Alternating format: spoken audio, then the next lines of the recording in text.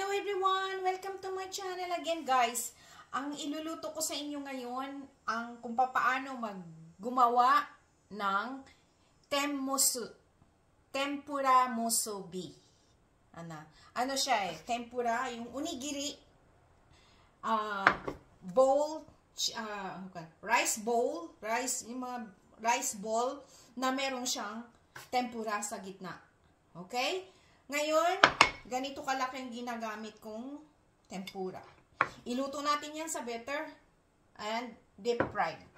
Ang gagawin nyo guys, para madiretso ang shrimps, may nabibili na ganitong shrimps guys, di ba?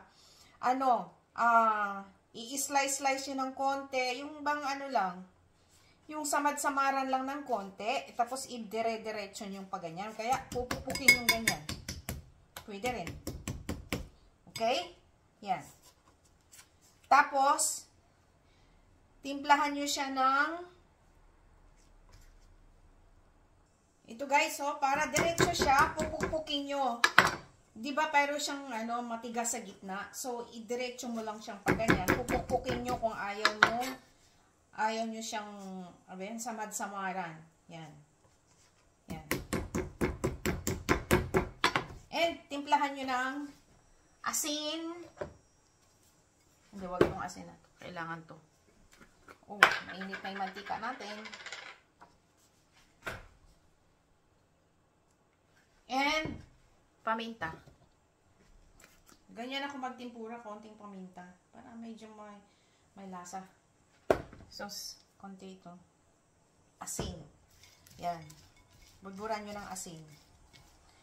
And, sa susunod, isawsaw nyo muna sa ito.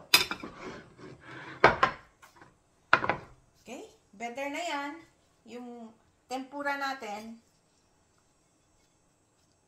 Sa harina muna, bago nyo isawsaw dito sa, pati ito, sa batter. Sa ginawa nating tempura. Ganyan. Okay? Oh, yan na siya. I-dip muna dito sa harina bago i-dip dito sa tempura batter. Pati yung puwet niya, para hindi kayo matalsikan, i-ano nyo muna sa harina. Okay. Ganyan. Yan na siya guys. Tingnan nyo. Yung tempura natin. Gawin yung medyo brown ng konti guys para medyo luto yung ilalim. Para maluto yung ilalim. Medium heat lang ang ginawa ko kasi ayoko ng baka hilaw yung loob. Tingnan nyo guys, ayan Pero magsaing na kayo ng kanin guys sa Japanese rice. Dito pa tayo ulit guys. Ayan.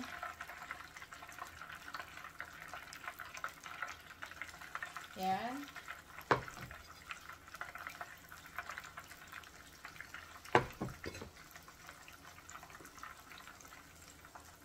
Yan. Guys, magupit na kayo ng nori. Ito, seaweeds. Hatiin mo yan at hatiin nyo pa sa gitna. Okay? Mga ganito. Yan. Ganyan ang hiwa. Okay? Lagay lang natin dito. Guys, ito na yung ating kanin. Lagyan nyo ng konting asin. Okay? Yan. Tapos mix nyo. Ganyan ang pika.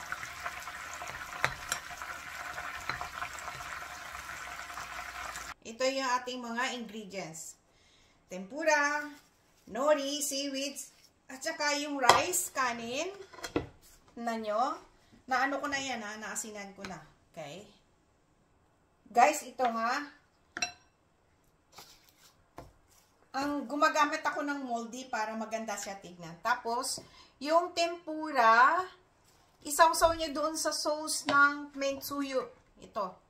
Maglagay kayo sa cup, and ibabad nyo na sandali, at ilalagay nyo doon sa ito.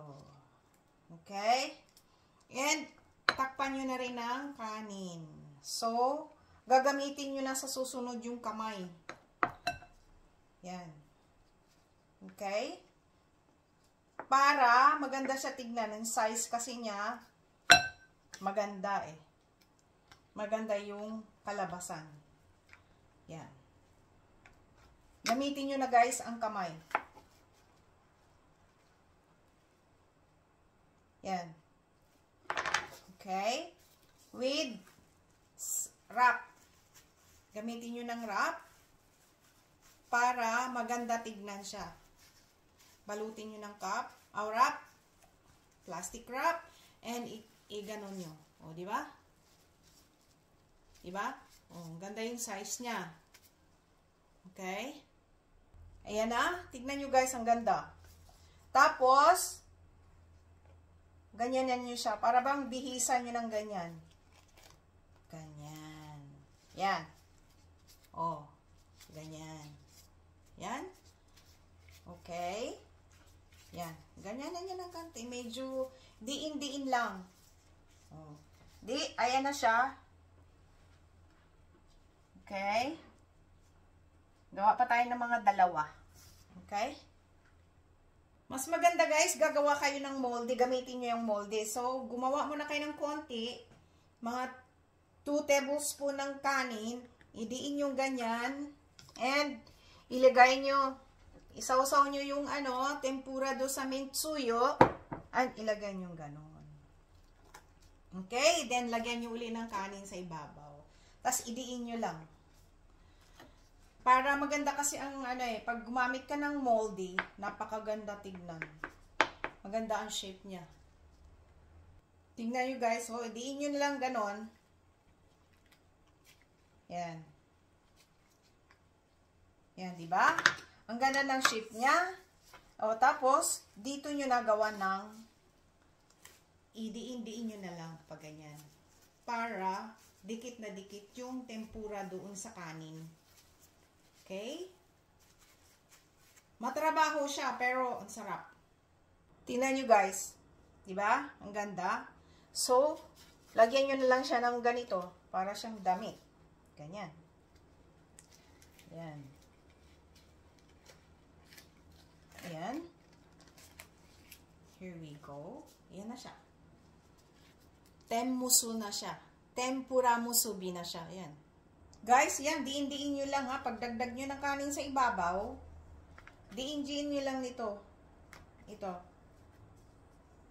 Para dumikit yung tempura do sa kanin. Okay? Ganyan lang siya. Diin-diin lang.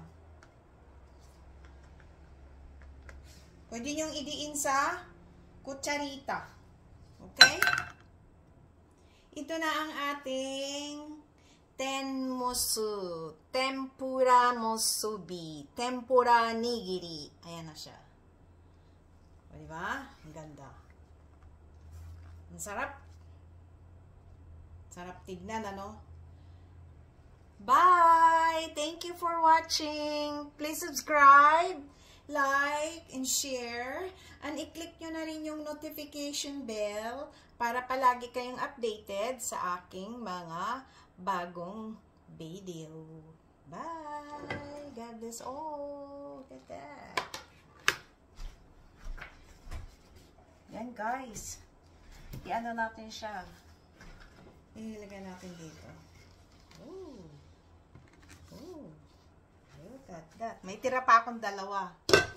Mamaya gagawin ko pa yan. Yan. Yan ang ating finished product. Bye!